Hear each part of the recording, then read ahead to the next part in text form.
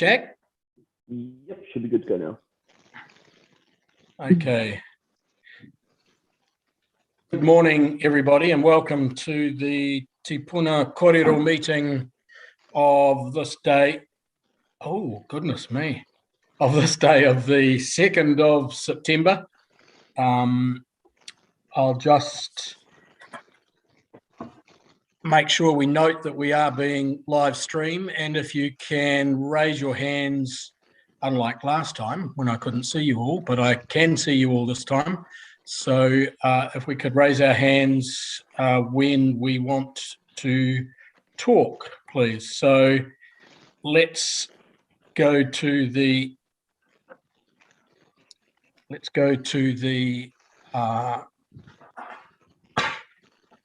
apologies.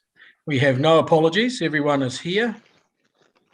Public forum. There are no public forum given how we're streaming today. Are there any conflict of interest declarations? I take it there are none. There are also no items of extraordinary business. So that leads us to the confirmation of the minutes of Te Puna Kōrero of Thursday, the 19th of August.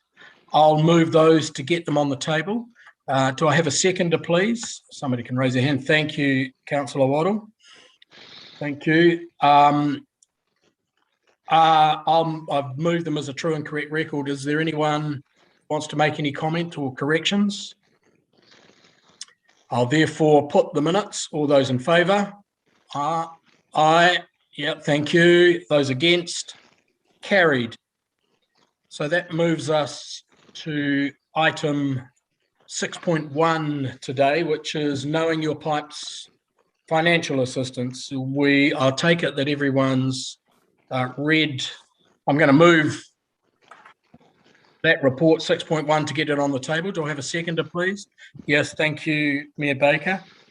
So it's on the table.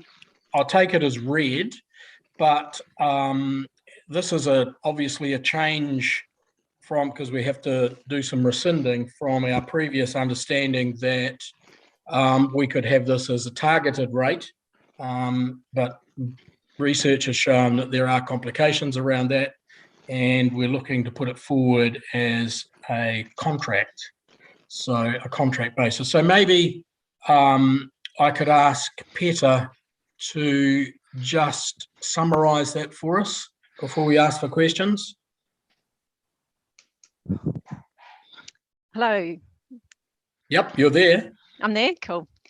Yeah, so as you said, the financial assistance for knowing your pipes last went up to council in December last year. So at that stage, we were proposing the voluntary targeted rate and postponement scheme. Since then, we've had some advice from the Commerce Commission. They had a look at one that Auckland City Council was offering and determined that that the contract actually falls under the CCCFA, which is the Credit Contracts and Consumer Finance Act. So they've advised all councils to have a look at their voluntary targeted rate schemes.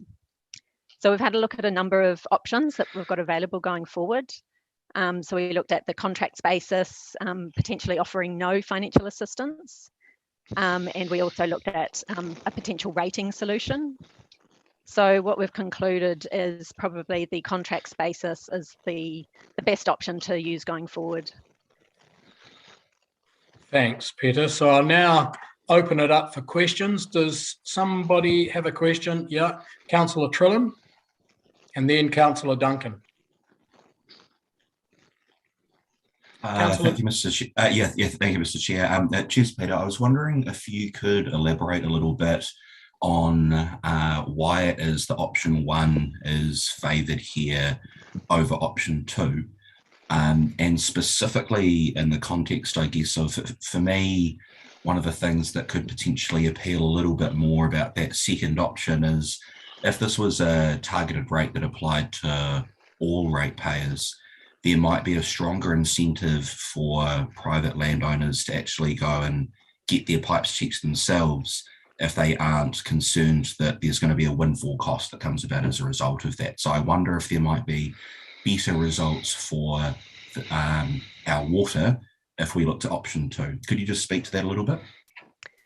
Yeah, I suppose when we looked at the rating solution, I mean, the big difference between the rating solution and the contracts basis is who pays.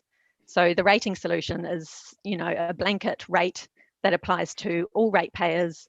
And I suppose publicly, that's very different to what our original proposal was.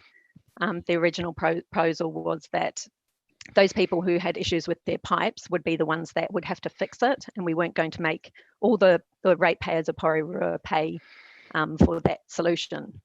So, I mean, potentially we've got people who have maintained their pipes very well. They've already, put money into their pipes, and they don't want to be paying for, the rest of the city to fix their pipes. So we sort of looked at the contracts option as that way the people who have the issues with their pipes are actually going to pay for their own issues rather than the whole city paying for their pipes. Thanks. Yeah, just supplementary to that, Ross? Yeah, sure. So do we have any information, or have we looked at all at circumstances where other councils might have done similar things, whether or not there's any evidence to suggest that there might be greater uptake and as a result, faster repair of these issues if we looked at a solution where there wasn't an individualised cost? Or is the proposal here more I guess an ideological one, in the sense that we're saying, no, the people who have the issue should be paying for it themselves? Yeah, so I suppose potentially with and firstly, in relation to other councils, I know there's a number of other councils around the region that are actually waiting for us to put our solution in place first. So they're waiting to see what we do, what we decide, and they'll probably piggyback on the back of that.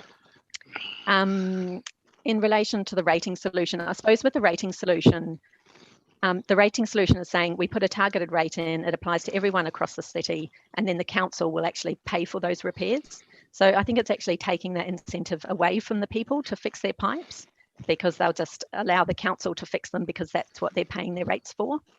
So I think it's a bit of a disincentive for people to actually go ahead and pay to fix their own pipes. Okay, cool, thanks.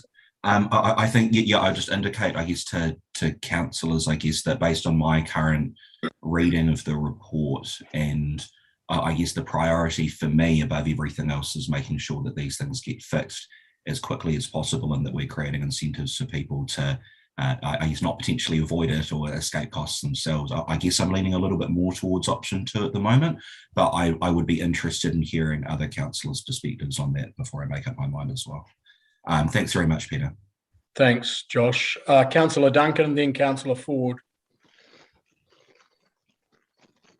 Councillor Duncan? Oh, you're frozen. Shall we? Sorry, mate. My internet is unstable, so I freeze up from now and again. Have I got a minute for that now? Yes, you have now. My first leaning is to option 1. It makes sense to me. But what worries me is how successful we are at recouping bad debts. And if we are successful, do we cover the cost of recouping those? That's my first comment. The second one was with the targeted rate. I'd be interested, do we do any investigating about what we would be looking at, how much we would be looking at, and what would it cost if we were to put it across all ratepayers? Be quite interesting to see those numbers. The third one I didn't see as an option at all. So I'm leaning to option 1. Okay, thanks, Mike. So, Councillor Ford, have you still got I think some of yes, I do. Sorry, some of it was covered by Councillor Duncan, but I just wanted to indicate my support of the initial, the option 1. I think that covers what our initial intent was when we first brought this, when it first covered out or crossed our tables. So I think it brings us as close as possible as we can get to initially what we initially set out to try and achieve.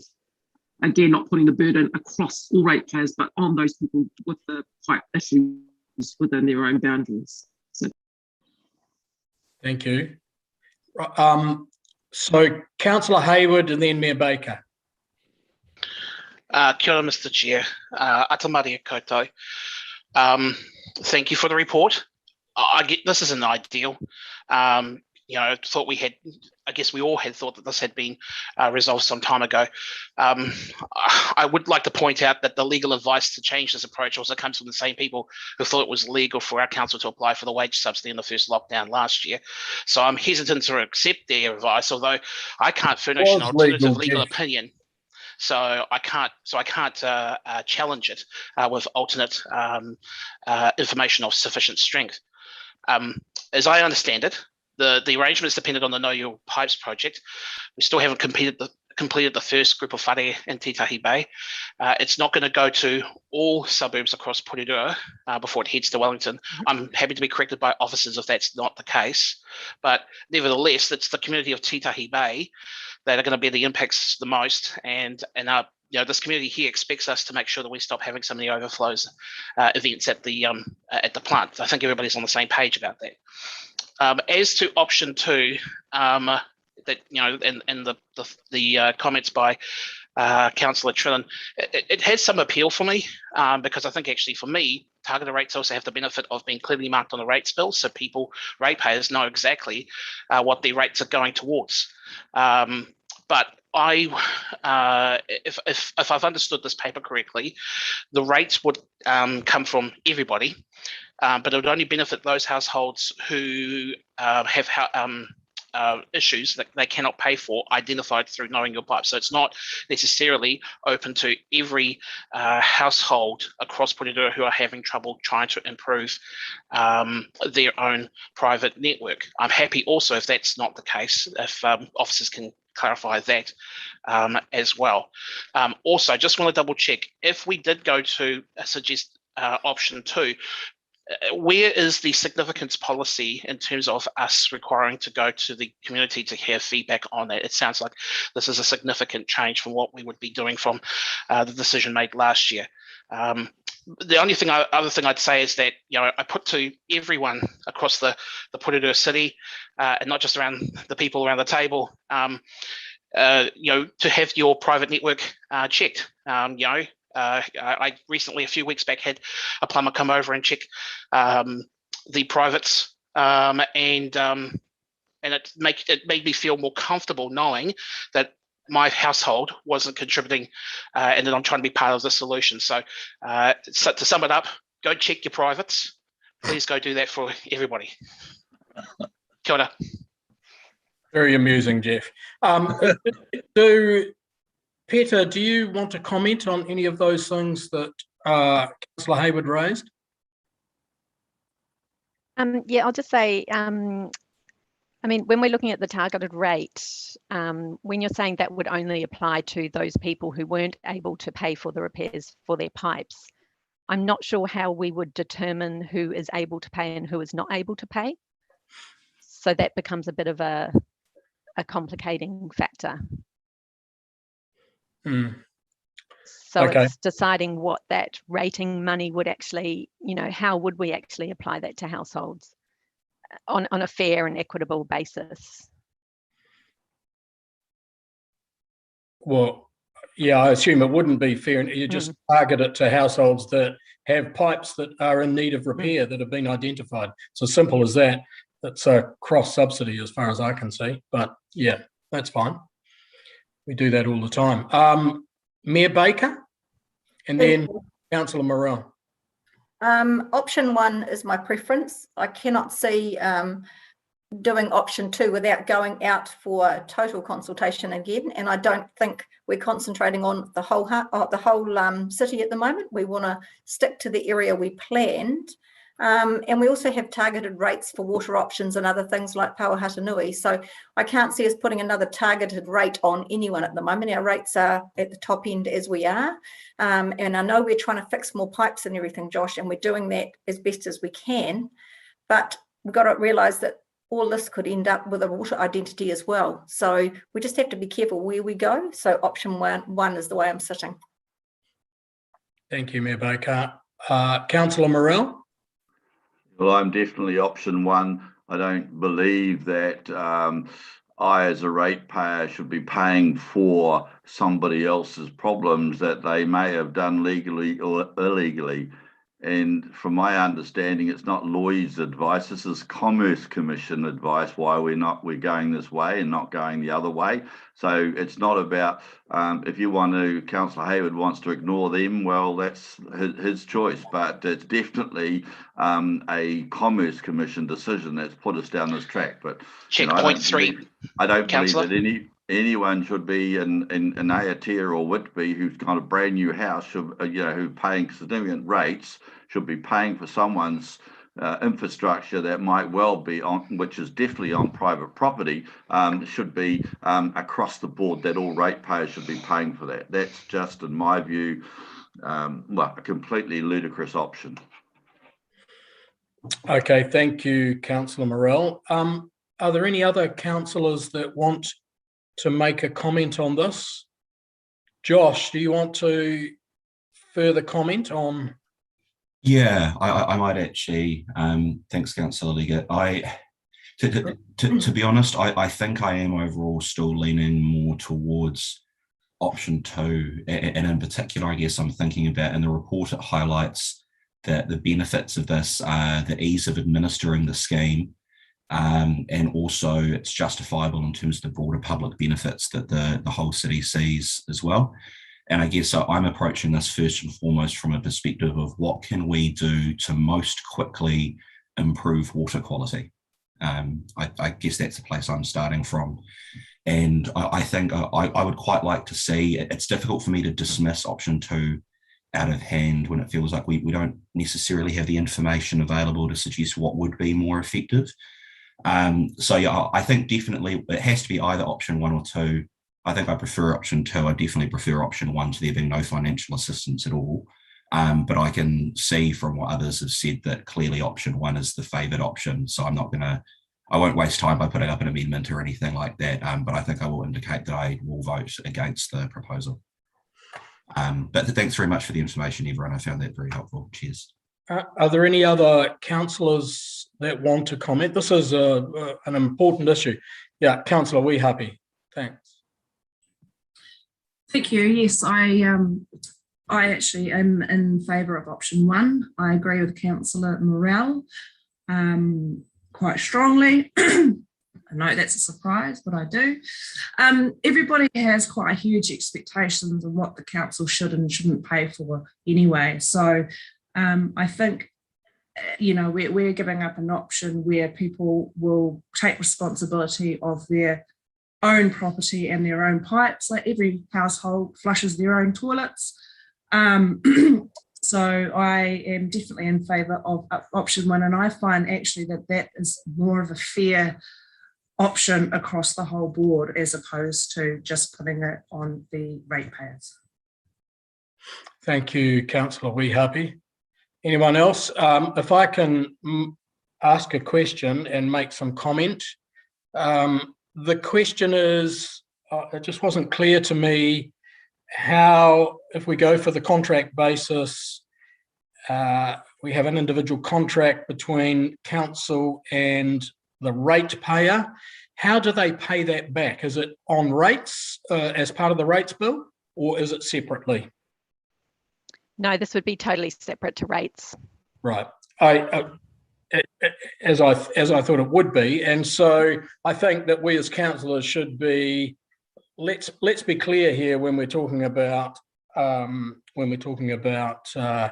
options and cross subsidies.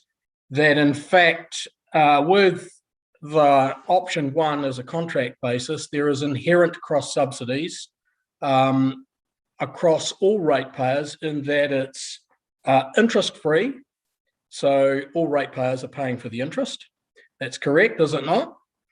And any administration costs which we will incur will be across all ratepayers as well, or will we be asking the individual contract taker to pay for those administration costs? Oh, Peter, I'm asking. No, not at this stage. So we'll be covering, council will be covering those costs. So in effect, we'll enter into a contract, there will be no costs, no additional costs, either admin or interest for each contract taker. Is that correct? Yeah. So there is inherent cross subsidies in the scheme. Now, I'm not against that. I'm just saying that we should go into it with our eyes open. And as a result of that, the other question I ask is, if we go into this and the bad debts that are going to be inherent in that as well, that will provide, which will mean an extra cost for ratepayers as well. The other question that I would ask as part of that is, I've just forgotten off the top of my head, but I'm in favour of option one. Oh yeah, the question was, could we down the line when we implement this, could we and find it that there are difficulties or extra costs that we didn't anticipate, could we move to another option, such as option two?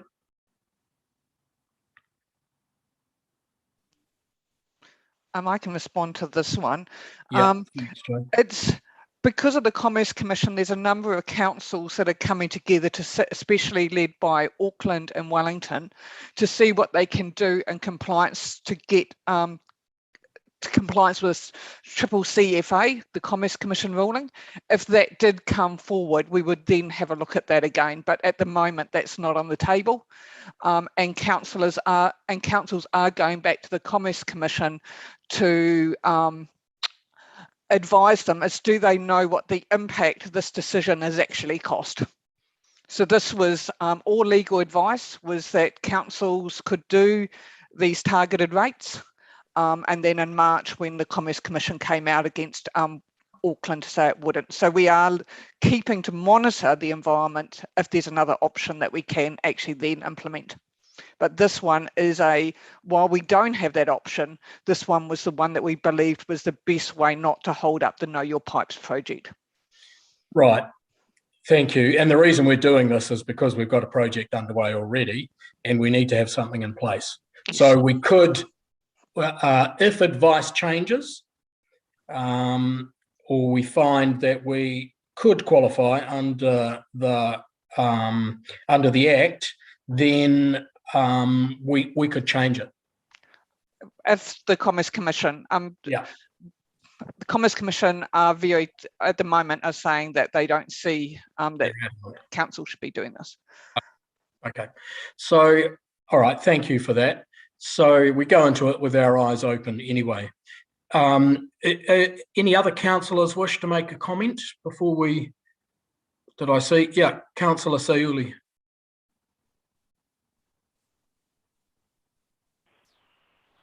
Thank you, Mr. Chair. Hey, just a question, maybe for Peter or maybe one of the officers. In the past, maybe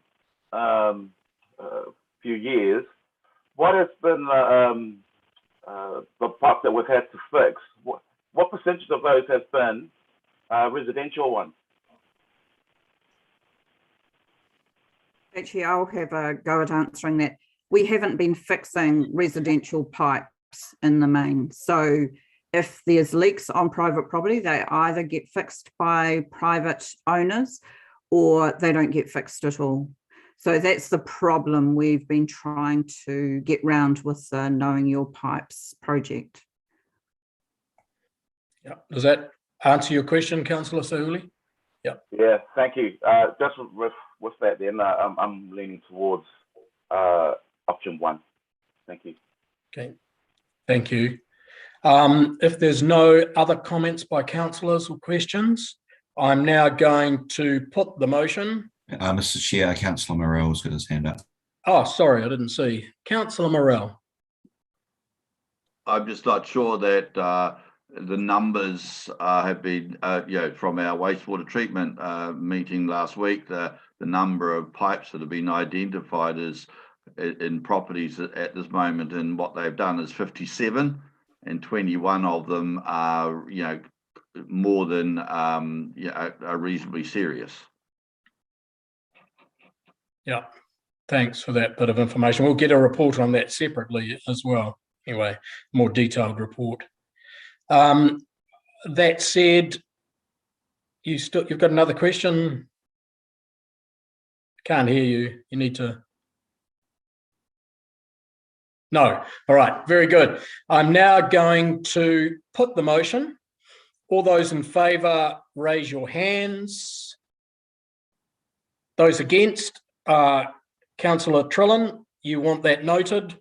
Yep. So with that one vote for no, the motion is carried. Thank you very much, councillors. Thank you, Peter.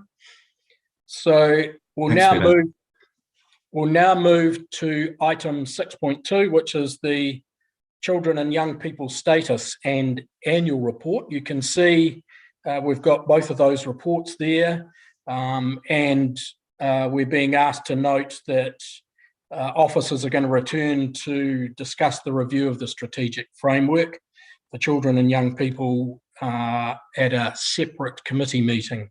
But if I can just move the motion to get it on the table. Do I have a seconder, please? Councillor Trillin.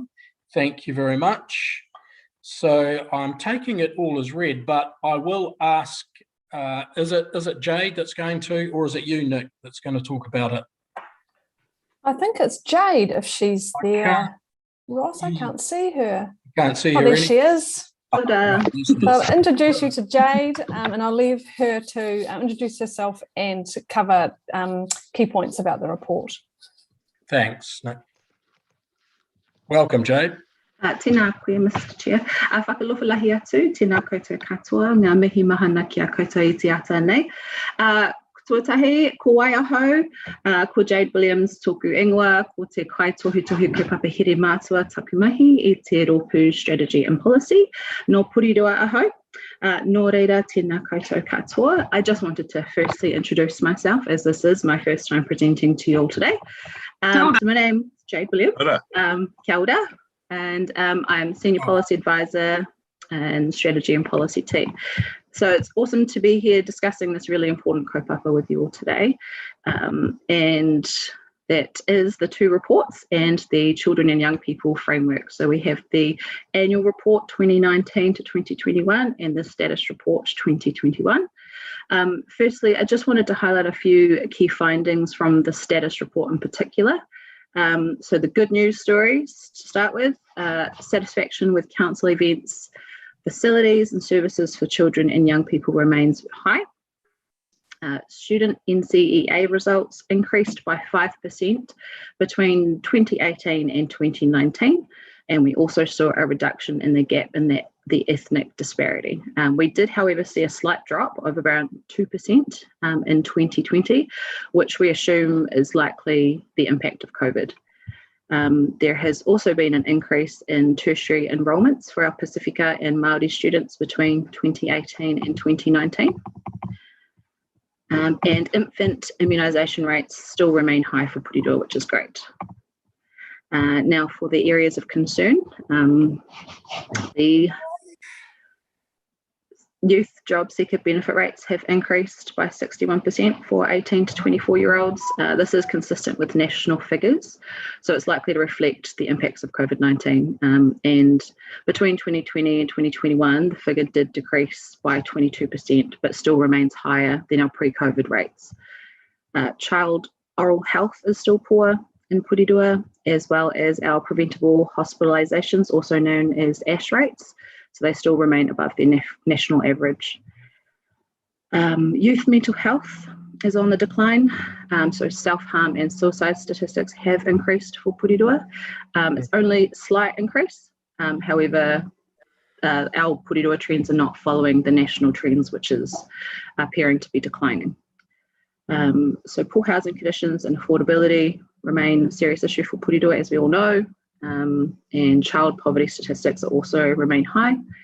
And lastly, in terms of bad news, child abuse and family violence stats have increased significantly in the last 5 to 6 years.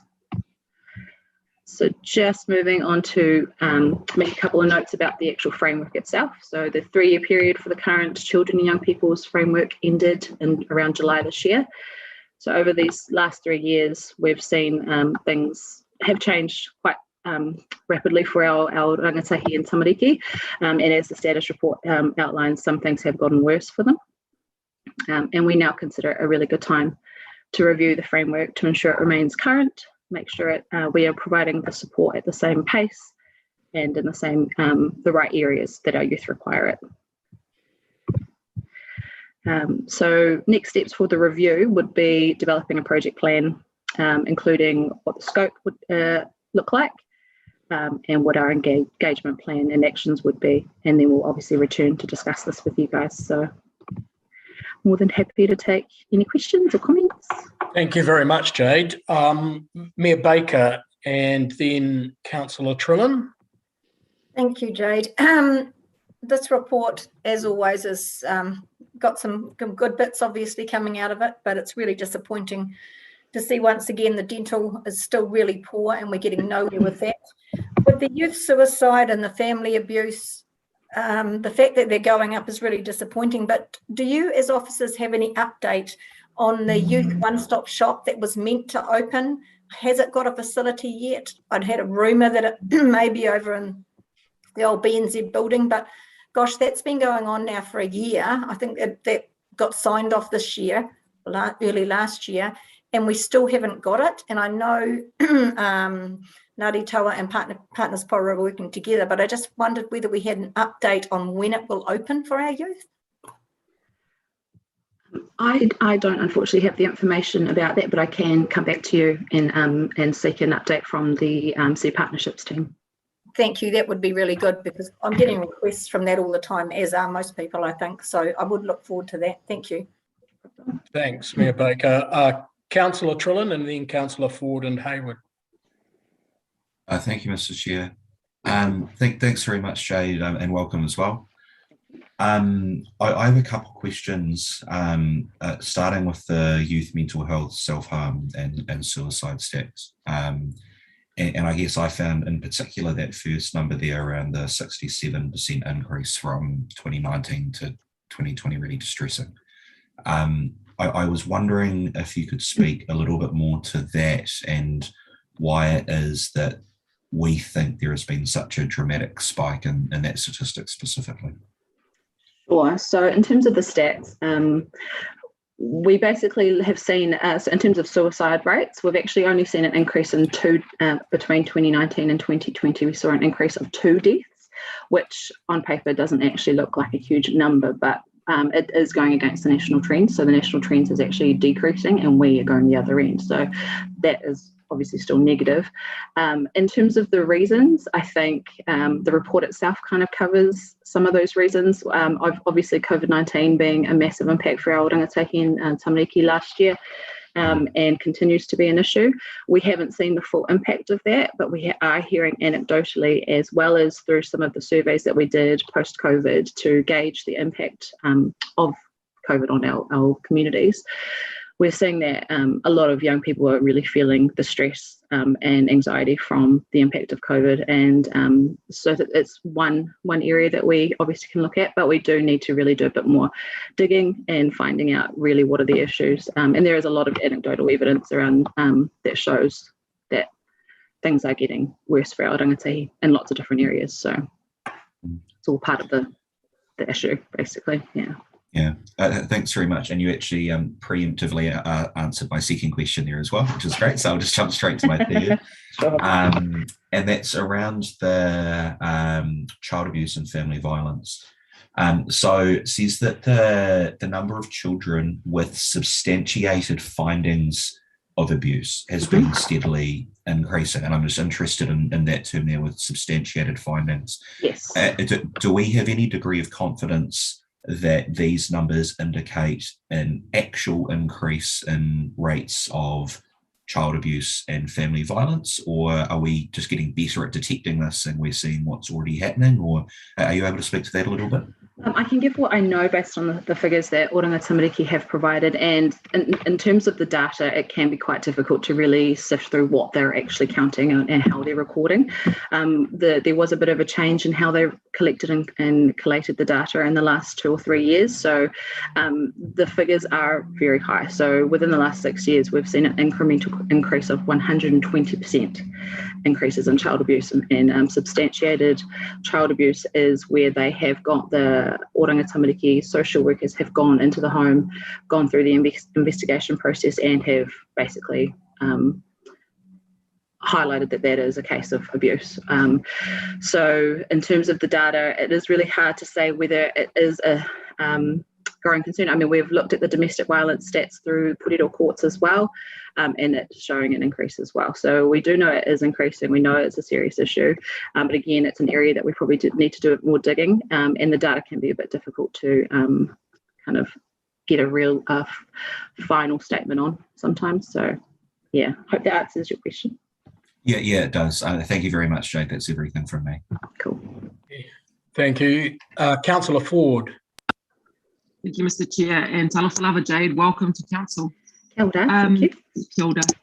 So I've got 2 questions. One is around the strategic framework review, and just wondering what is your expected timeframe to return to council for feedback, so we can just.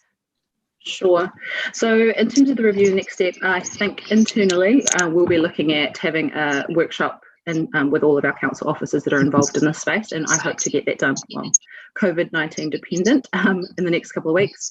That will establish a project plan. So I'm hoping we'll be back to you within 1 or 2 months, depending on how long this lockdown lasts. So yeah, I hope that it's hard to kind of gauge with the current environment, but yeah, hopefully within definitely before the end of this year. And we're hoping to get the work on paper done before the end of this year through the review itself. Okay, awesome. Looking forward to that. And then in terms of the status report, so every time this comes up, I think I and others around the table also raise that many of the areas of concern in the report are in spaces where we've already got government agencies or even NGOs that are set up to champion solutions for those particular issues. Do you see, or is the council any closer to working closer with those groups to find active solutions? Because it kind of feels every time we get the report, it can be, it is upsetting, and it is cool too, because we've got some cool stuff, got some sad stuff, and a lot of that sad stuff is what we focus on because we want solutions for our people. I know we had a teenage suicide over the weekend, and so it kind of hits home, and you think, what are we as council, or what can we do on council to actually make an active change, so that it feels like we're not just sitting here getting reports and getting numbers all the time? And it's a good question. It is a bit of a hard one to answer, so I'll do my best. So I think with the framework, we early on when the framework was established, we also established what our role was going to be as council in this area. So I'll just have to pull that up quickly so I can quote you exactly what we've decided on. So it was provider, advocate, convener, partner, and monitor. So I think it's an area that we will be reviewing under the review to look at whether there are areas that we can get more involved in, or whether we can use our networks better.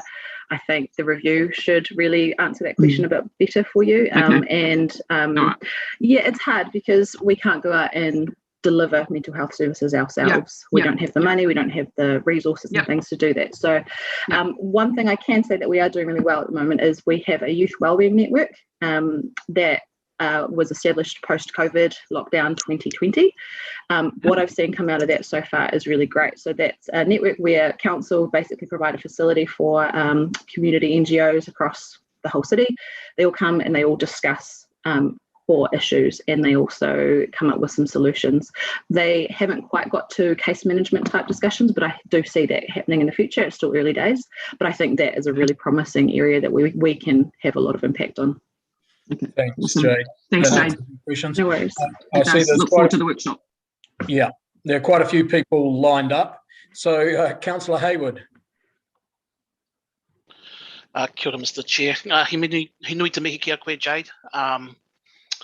ana he whakaaro, he mahi tahi tātou mo te oranga o tātou tamariki I muri, he mahi rātou mo te oranga o tātou katoa. You know, we look after the kids, they're going to look after us. There are 3 points I just think I'll make very quickly. I may have a question, but I'll try and keep this very short.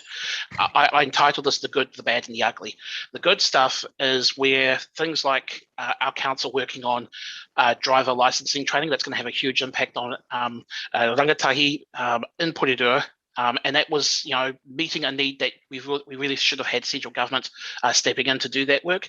Instead, Porirua City Council put tangible effort into that, and that's going to help us make sure that more rangatahi are getting into jobs. That's good. Also, the riparian planting. We could have gone merely with the government's funding for riparian planting. The advocacy of councillors around this table in the long-term plan to increase that funding is also something I think we need to talk about a lot more.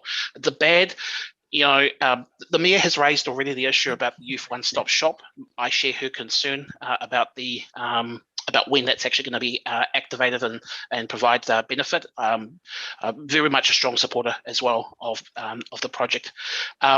But also we have, you know, we've got in the report around the Skills and Jobs Hub, which hasn't opened yet either.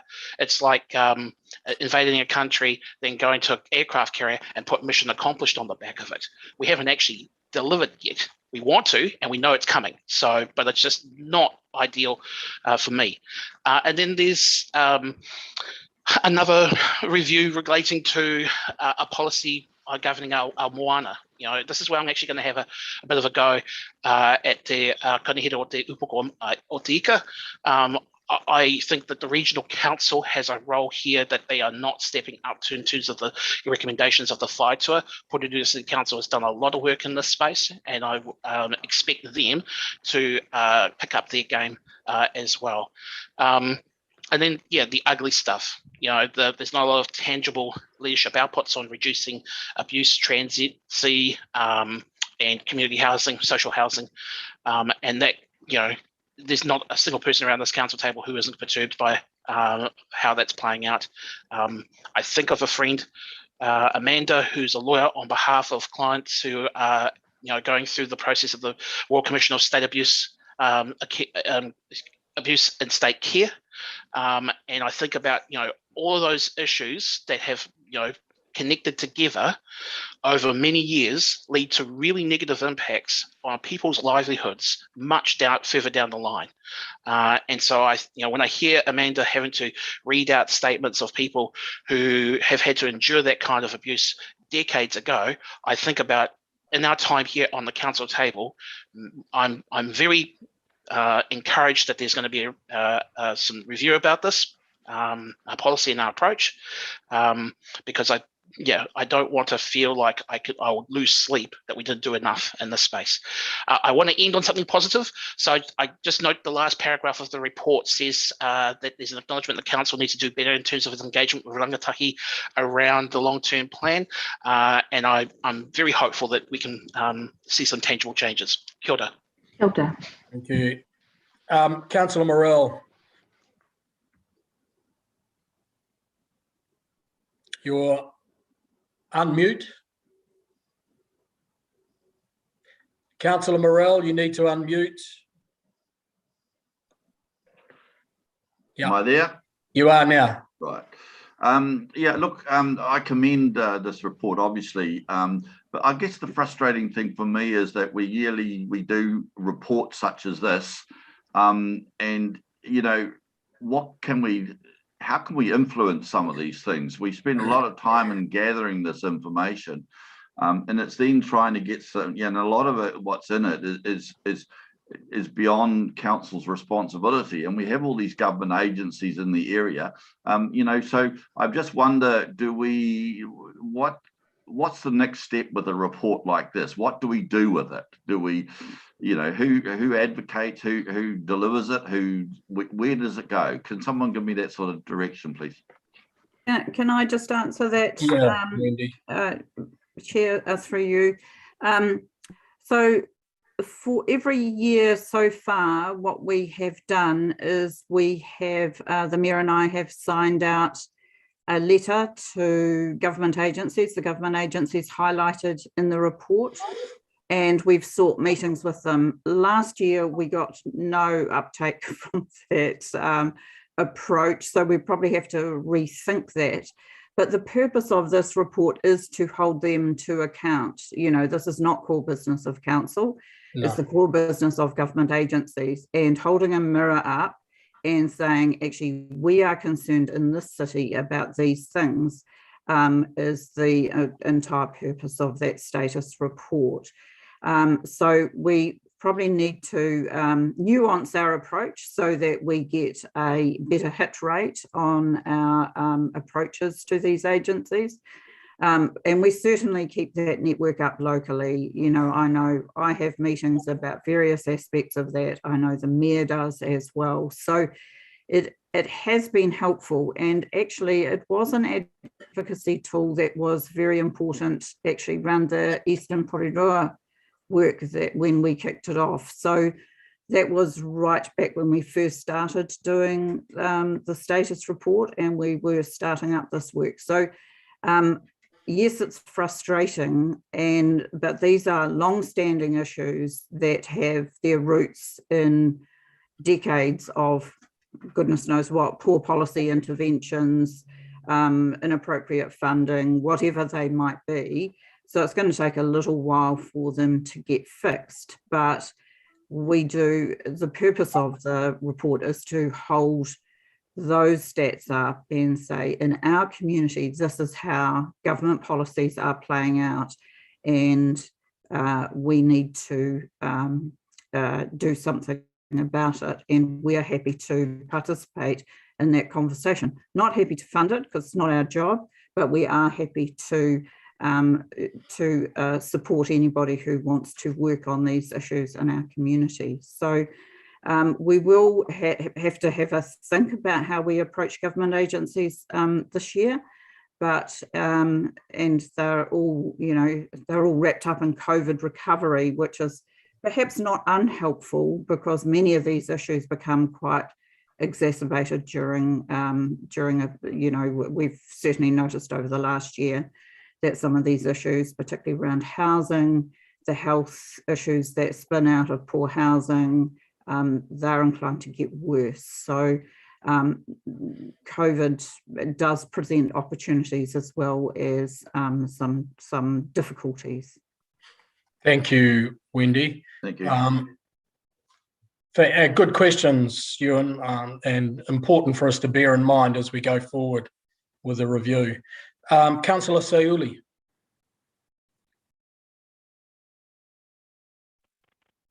Thank you, Mr. Chair. Hey, thank you, Jade, and welcome to council. Hey, just I'm kind of along the lines of Councillor Ford and also Councillor Morrell, just regarding where to from here. I'm just wondering, I know there's a in terms of the workforce or employment, I know there's a Y2 youth to work movement and that's well established here in Porirua, that's led by Partners Porirua, and we get a really good update there. I think me and Ross have been to a few of those, and so we know about that situation. But I was wondering whether, and it has been suggested, in terms of, are there other forums like that around the city that relate to all the other scenarios here that we can be part of, just to be in the know. And I wonder whether we can get some sort of report, I don't know, every quarter regarding some of those forums, like the Youth for Work forum and other similar forums that relate to what we've been talking about. Hey, it's good also to see that there's an increase, that we've had good NCA level 2 achievement. It's also good to see that there's good increase of tertiary participation. My question is what about the NCA level 3? So I think that's where we want to see those results, and also we want to see what's the result of participation, not participation in tertiary, but the graduation? That would interest me.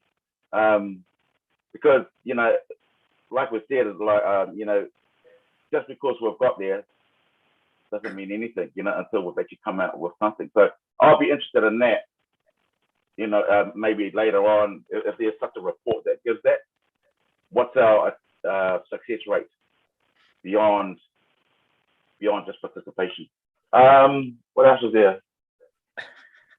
I think that's it for me, but thank you. Thanks, Councillor Seuli. I don't know whether you have to answer that, Jade, unless you can answer the thing about level 3, NCA level 3 right now, but it's something we can look at in the future anyway. Sure, through you, Chair. I can say that the NCA level 2 statistics in here are level 2 and above. So it takes it from a particular end of term 2 or term 4, and then it basically calculates whether it's NCA level 2 or above. And in terms of the graduation, it's something we can definitely look at to see if there are any reports that, you know, collate that data. So I'll have a look and see what we can get. Thanks, Jade. Councillor Duncan. Yeah, thanks. Look, hi, Jade, and welcome, and great effort bringing this report together under the current circumstances. It's remarkable that you're able to get a report together at all. My question is pretty specific. It relates to page 50, the table 9, number of Porirua students enrolled in tertiary education by ethnicity. The numbers don't actually add up. And the one that really intrigued me was the other ethnicity, exponential rise to 185 in 2019. What are the other, who is that group?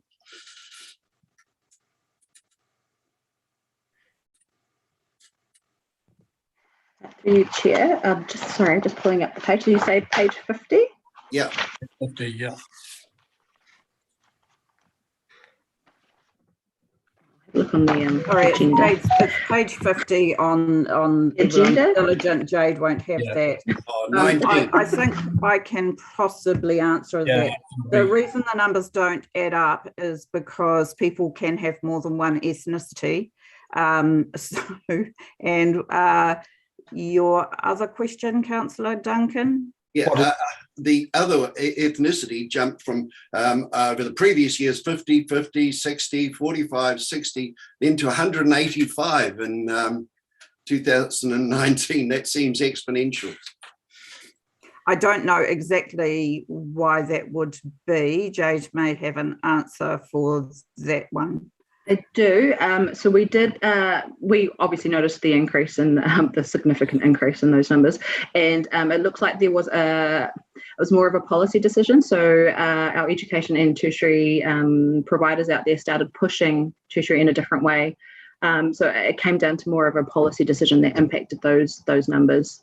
Does that make sense? So I think it was also the way that they were completing enrollments and just targeting students from high schools and things like that. But yeah, we can definitely explore that a bit further if needed. Thanks. One other question was just, I wondered if the impact of school lunches is starting to show in any of these, free school lunches for children, whether that's starting to show in any of the statistics health-wise. That is a great question, and is something that we could definitely look into. We haven't in this particular status report. Thanks. It's probably a bit early, Councillor Duncan. They've only been going for a term, I think. 6 months. 2 terms, yeah. For 6 months. So they won't have an impact on the annual figures yet. Yeah. No. Councillor Wehapi, thank you. Thank you, and sorry, without trying to sound like a broken record to those who have spoken before me, when we talk about the status report and holding those to account, it would be really good to get some assurance that in the increase in family violence and abuse, that those organisations that are responsible in providing services are actually providing more services in turn. Also, I think if you do a little bit more digging into those figures, Obviously, the police are unable, can only provide so much. But if you have a look at the situation, I think addiction is a huge problem in our community, and particularly, you know, in our poorer areas of the community. So a status report is just numbers, but we don't really dig deep enough for the reasons behind this, which is what is actually needs to drive these organizations to actually do something or increase their help or actually do something about it. That's just my opinion anyway. Also, in regards to the one-stop shop or the youth centre, in the last term, we put aside money in our long-term plan for a community hub in the east. And we haven't spoken about that for a long time. I feel like we've been putting it off because Kāinga Water is going to do something and another organisation is going to do something. But I know that we as a council, you know, this isn't our main, you know, role and responsibility, but it is really hard as a human being to not think and to feel sad or be kept up at night for those who are not in, you know, such good environments. So yeah, I'd love to be able to sit down at some stage with officers and talk about how we could turn that money that we've put aside for the community hub into something instead of waiting and using COVID as an excuse for the next 3 years. Thank you. Thank you. Can I just comment there? The community hub, I can't remember what year that CapEx was put in, but I think it's either next year or the year after. So we would be doing design. We're not ignoring it. It was put deliberately in that in the out years of the last LTP. It's still there, and it's capital. And but certainly we will be involving both the community and councillors in that project going forward. Yeah, noted, Wendy. Taku, you had a question? Yeah, just a couple of points there through you, Mr. Chair. Tēnā koe e te moko puna tō tātou nei me kia e whakamaumara ki tō kuia Auntie Wendy.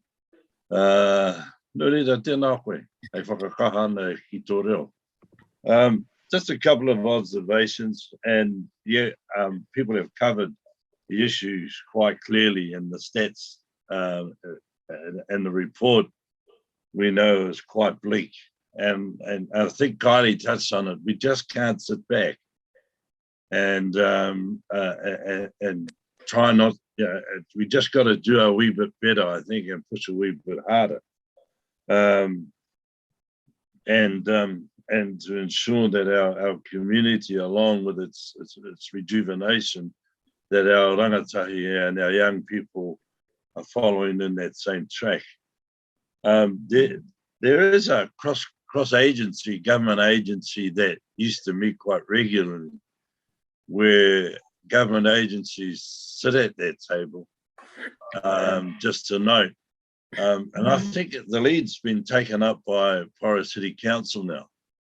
I know here we attend. It used to be held over at Compass Health.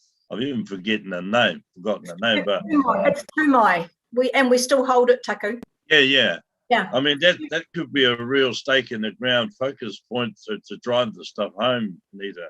Oh, it is. It's working really well, and it's got targets now so instead of just talking. Yeah.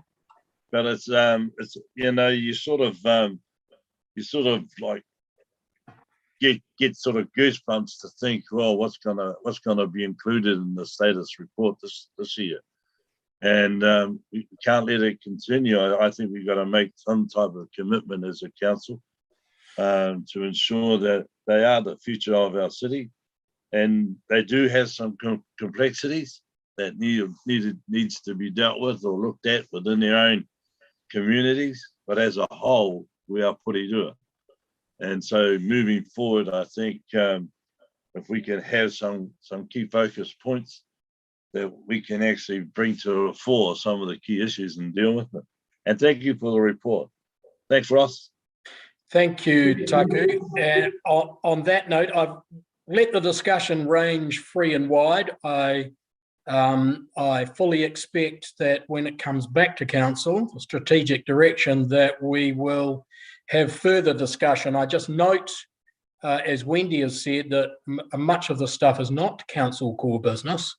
But as everyone has pointed out, we need to look at how we can push the issues further than we have been doing, because it doesn't seem that we've been seeing results up until this stage, or any good results. But we will undoubtedly have further discussions on this. And if anyone hasn't got anything further to say, I'll now put the motion. All those in favour, hold their hands. Thank you, everybody. That now brings us to the end of the meeting, which I will declare closed at 9:30 p.m.